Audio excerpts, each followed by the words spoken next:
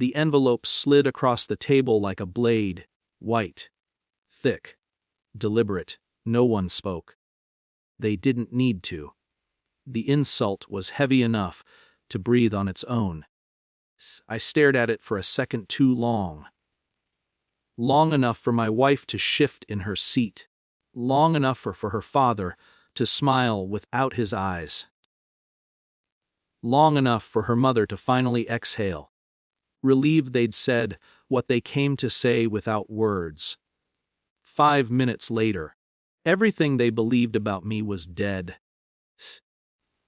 I wasn't always a secret. I just learned early that power speaks loudest when it's quiet. I lived simply. Small apartment. One watch. Old car. I paid bills on time, never late, never flashy. My wife said she loved that about me. Said I was grounded. Said money didn't matter. I believed her. That was my mistake. Her father built an empire in steel and silence.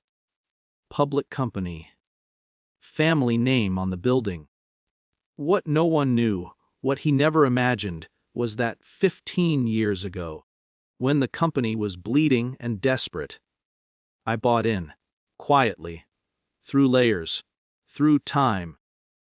$20 billion worth of shares, enough to own the floor beneath his feet. I never told my wife, not because I was hiding, because I was watching. The red flags didn't wave, they whispered. Dinner invitations that felt like audits. Questions disguised as concern, her phone turning face. Down when I entered rooms, she began correcting how I spoke, how I dressed, how I sat.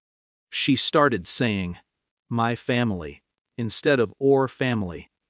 I noticed the way her parents' eyes followed my hands, calculating what they thought I was worth. Still, I stayed calm, observant, still.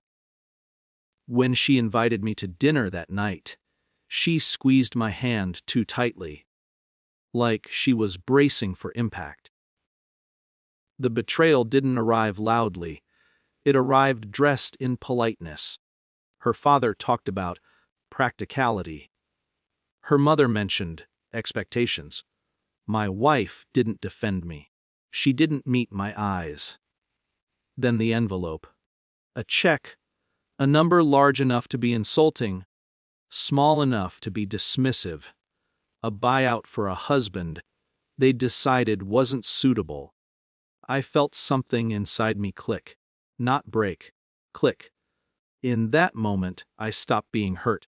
I started being precise. I didn't touch the envelope. I asked one question. Calm, almost curious. Is this what you think I'm worth? Her father leaned back. Confident, arrogant. Comfortable in a world he thought he owned. This is us being generous. My wife stayed silent. That was the real betrayal. Preparation doesn't look dramatic. It looks like patience. I stood up, smiled, thanked them for dinner. I told my wife I'd see her at home. She didn't follow. I didn't confront her that night, or the next. I let her think the envelope worked. Let her think I was ashamed. Let her think silence meant defeat. Behind closed doors I moved. Lawyers, accountants, board votes. Calls returned immediately once my name was spoken in the right rooms. Evidence gathered, not of infidelity, but of complicity. Emails. Recorded conversations. Her quiet approval of what they planned to do to me. I never raised my voice. I sharpened my blade instead. The showdown wasn't at dinner. It was in the boardroom. Glass walls. City below.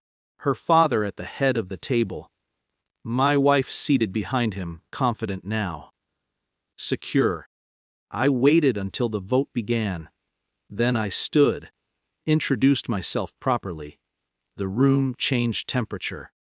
Faces paled as documents circulated. Ownership percentages. control clauses, emergency provisions triggered by unethical conduct, his all legal. All signed years ago when he was desperate and I was invisible. My wife finally looked at me, not with love, with fear. Her father stuttered, threatened, bargained. I said nothing until the end. Then, softly, I wanted to see how you treated a poor man. The vote passed. He lost everything he thought was untouchable. She lost the illusion that silence keeps you safe. 2. The divorce was quiet, surgical. She asked when I planned to tell her who I really was. I told her the truth. I was always this man. You just chose not to see him. I left the envelope on the table when I walked out, uncashed, untouched. Now, when I think back to that dinner, I don't feel anger. I feel clarity. They taught me something valuable. Never confuse simplicity with weakness. Never mistake silence for surrender. And never slide an envelope across a table unless you're prepared for what the other man might slide back.